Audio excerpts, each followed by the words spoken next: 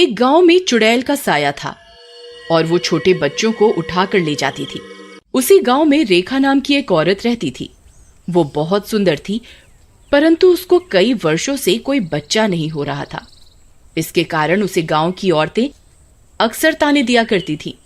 एक बार गांव की औरतें कुएं से पानी भर रही होती हैं और रेखा भी पानी लेने वहां जाती है। अरे ये देखो, रेखा जी आ रही हैं। बेचारी है तो कितनी सुंदर, लेकिन बेचारी को कोई बच्चा नहीं हो रहा। अरे रूपा बहन, बोलती तो तुम ठीक हो।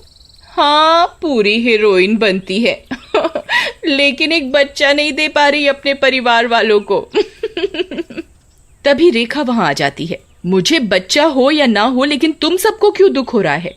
औरत होकर भी ताने देती रहती हो, शर्म आनी चाहिए तुम्हें। लेकिन इस बात से रेखा बहुत दुखी हो जाती है और अक्सर दुखी रहने लगती है और धीरे धीरे वो गांव में भी सबसे बात करना बंद कर देती है।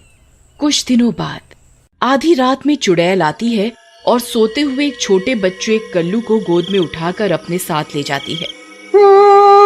अरे नहीं भैया री, चुड़ैल चुड़ैल, मम्मी बचाओ बचाओ। अरे चुड़ैल आंटी, मुझे सुसु आई है, जरा जाने दो, छोड़ दो। अरे बच्चे की जान लोगी क्या? चुड़ैल उसके मुंह पर एक कपड़ा बांध देती है ताकि वो चिल्लाकर गांव वालों को ना बुला ले। तू तो छोटा सा लेकिन बहुत चालाक बनता है, मुझे बेवकूफ समझा है क्या? चुड़ैल उठाकर उसे ले जाती है। अगली सुबह मेरा कल्लू कहाँ गया? मिल ही नहीं रहा, पता नहीं कहाँ गायब हो गया मेरा चांद का टुकड़ा। अरे यहीं कहीं खेल रहा होगा रूपा, चाहे जमीन को सर पर उठा रही हो। और कल्लू, वो कालिया कहाँ से चांद का टुकड़ा हो गया है? लेकिन भैया तुम चुप रहो, नहीं तो यही पीटेंगे हम तुम्हें, तुम्हारी बीवी के सामने। हाय रे मेरा कल्लू। उसके बाद गांव वाले कल्लू को काफी ढूंढते हैं, लेकिन कल्लू उन्हें नहीं मिलता। अरे मानो न मानो भाइयों, ये चुड़ैल का काम है, वो ही बच्चों को उठा रही है। फिर आधी रात होते ही डरावनी आवाजें आने लगती हैं। सब उन डरावनी आवाजों को सुनकर अपने घरों में छिपे रहते हैं और चुड़ैल से डरते हैं। अजी वो देखो, कितनी खतरनाक चुड़ैल है। पता नहीं ये नासमीठी चुड़ैल हमारे गांव में कैसे आ गई। फिर चुड़ैल एक और बच्चे को गोद में उठाकर ले जाती है। अगले दिन सुबह सुबह सारे गांव वाले फिर से एक साथ मिलते हैं। देखा, मेरी बात ना मानने का नतीजा। मैं कह रहा था ना कि कोई चुड़ैल जरूर है, लेकिन तुम लोग मेरी बात नहीं मानते हो। मैं अभी भी कह रहा हूँ कि ये कोई चुड़ैल का मामला है। चुड़ैल ही सारे बच्चे चुराती है और उन्हें मार डालती है। सब अपने घरों के अंदर ही रहना, गलती से भी बाहर मत आना उस चुड़ैल के सामने, नहीं तो तुम्हें भी मार देगी वो। अरे लखन भैया, आप अगर मुझसे बड़े नहीं होते तो मैं आपके सारे दांत यहीं तोड़ देता। आप भी इस जमाने में भूत और चुड़ैलों की बात करते हो। क्या दांत तोड़ देता? तुम अभी शहर से आए हो, तुम्हें नहीं पता गांव में चुड़ैल आती है? सबको पता है। तुम अपने घर में ही रहना, रात में बाहर मत निकलना। तुम ज्यादा साइंस पढ़ लिए हो हैं? हमने जो देखा वो बता दिया। तभी वहाँ बूढ़ा हरिया आता है। अरे नास मिटो, काहे को सुबह सुबह लड़ रहे हो? गांव में इतना संकट आया हुआ है। अरे बाबा, ये रॉकी ही हमारी बात नहीं सुन रहा। हाँ रॉकी बेटा, सही कह रहा है लखन।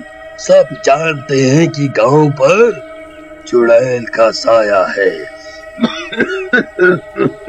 एक तांत्रिक को बुला के दिखा लेते हैं। अरे बुड्ढे, क्या बोल रहा है यार? ये तो तांत्रिक बुलाने के चक्कर में पड़ गया। इसके बाद हरिया और बाकी गांव वाले मिलकर एक तांत्रिक को बुला लाते हैं। तांत्रिक बाबा, मुझे कुछ दिन पहले रात में आते समय कुछ डरावनी आवाजें पीछे से बुला रही थीं। एक बार चेक करो कौन सी चुड़ैल है बाबा। तूने मुझे क्या डॉक्टर समझा है क्या, जो मैं बुखार चेक करूंगा? इसके बाद तांत्रिक नीचे बैठ जाता है और ध्यान लगा लेता है और कुछ देर बाद अरे मुझे कुछ भी नहीं दिखाई दे रहा। मेरे हिसाब से यहाँ कोई भी चुड़ैल नहीं है।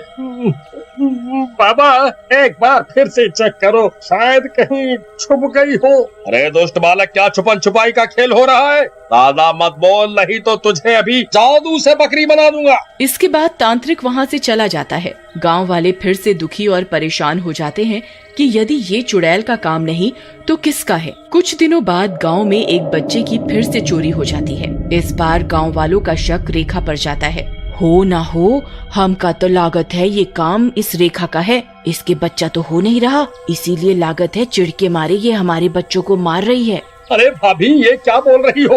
भला रेखा ऐसा काहे करेगी? ऐसा झूठा आरोप मत लगाओ बेचारी पर। तुम तो चुप ही रहो लखन भैया, तुम तो बेचारी कहोगे ही। देखे हैं कई बार तुम्हें निहारते हुए उसको, बहुत ही प्यार से देखते हो रेखा को। तुम्हें क्यों लगेगी वो बच्चा चोर? उसके बाद सारे गांव वाले रेखा के घर चल पड़ते हैं। रेखा अपने घर के सामने ही बैठी होती है। देखो देखो महारानी जी कैसे बैठी हैं, आराम से हमारे बच्चों को चुरा कर।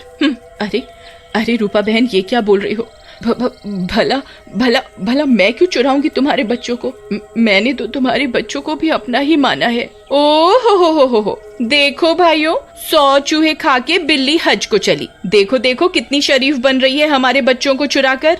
चल हमारे बच्चे वापस कर, नहीं तो यही मार खाएगी। अरे अरे रेखा बहन, तुम्हारी मुझसे क्या दुश्मनी है? जब देखो मुझे भला बुरा बोलती रहती हो। भला मैं क्यों चुराऊंगी बच्चों को? अभी मेरे पति भी घर पर नहीं है, कल आना तब बात करेंगे। लगता है बहनों ये ऐसे नहीं मानेगी। मेरी मानो तो इसे पीटते हैं, पिट कर ही बताएगी अब ये। रूपा के भड़काने के बाद गांव की औरतें जिनके बच्चे गायब हुए होते हैं रेखा के साथ जबरदस्ती करने लगती हैं और उसे घर के बाहर ही एक पेड़ से बांध देते हैं। रात भर बाहर बंधी रहेगी तो सुबह अपने आप सच बोलेगी।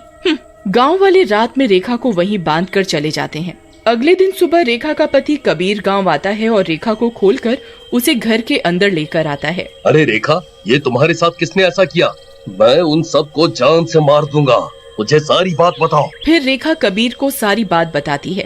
अच्छा, तो ये लोग हमें बच्चा चोर समझ रहे हैं। मैं पता लगा कर ही रहूंगा कि आखिर मामला क्या है। सरपंच जी, हम रात में कुछ लोग मिलकर पहरा देते हैं और उस चुड़ैल को रंगे हाथ पकड़ते हैं। सब मेरी बीवी को ही बच्चा चोर समझते रहेंगे, नहीं तो। सरपंच मान जाता है और चुपचाप कुछ लोग रात में छुपकर पहरा देते हैं। अरे रेखा, वो देखो, वो चुड़ैल आ गई, एक बच्चे को उठा कर ले जा रही है। चलो उसका पीछा करते हैं, शायद वहीं से बच्चों का कुछ पता चल जाए।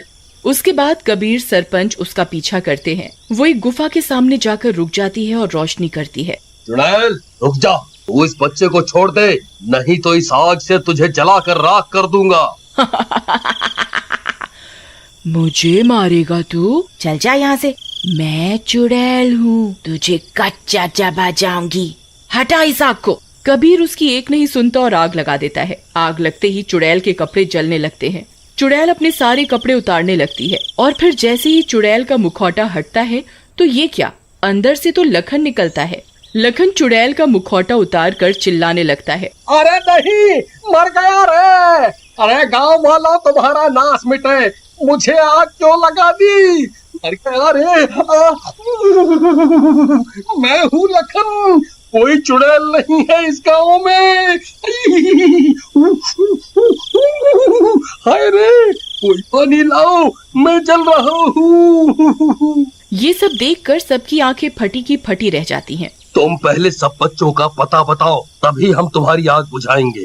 अरे सब इसी गुफा में है सही सलामत, मुझे बचाओ। मर गया रे। फिर सभी गांव वाले भी वहां आ जाते हैं और लखन की आग को बुझा देते हैं। मुझे माफ कर दो, मैं इन बच्चों को बेचकर अमीर बनना चाहता था, मुझे माफ कर दो। गांव की औरतों को बहुत गुस्सा आता है और सब उसे मारने लगती हैं। रहने दो, इसे पुलिस के हवाले कर दो, छोड़ दो इसे। फिर सबको अपने बच्चे सही सलामत मिल जाते हैं। रेखा बहन, हमें माफ कर दो, लेकिन तुम आज ना होती तो हमारे बच्चों को ये लखन बेच चुका होता। अंत भला तो सब भला।